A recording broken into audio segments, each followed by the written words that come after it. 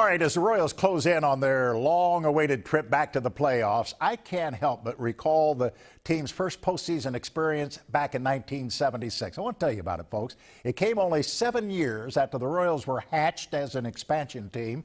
They were a young bunch, much like this year's team, and they really didn't know how to win.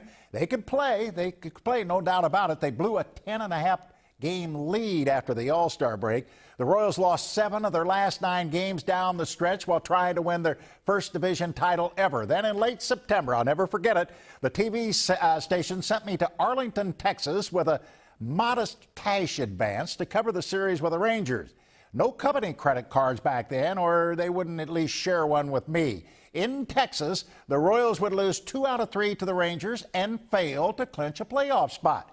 Well, the station says we'll get you on an airplane and we'll just head straight out of Texas to Oakland. Now, see, the Royals had a big series with the A's. The Royals needed to win only 1 game from Oakland to clinch, and then we would be headed back home. I was a Cub reporter back then. I was overjoyed by this experience. I had a problem, though. I was a little low on cash. Didn't expect to be gone a week with only expense money for a couple of days.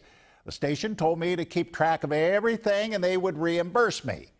And I'll be honest, I was too embarrassed to tell my boss back then that I was already busted.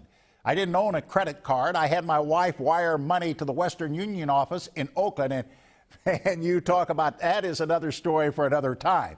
Anyhow, the Royals promptly went out there and lost their first 3 games in Oakland. Remember, they're trying to win just 1 to clinch this thing. They did salvage the final game of the series, and they were playoff bound for the first time in their history.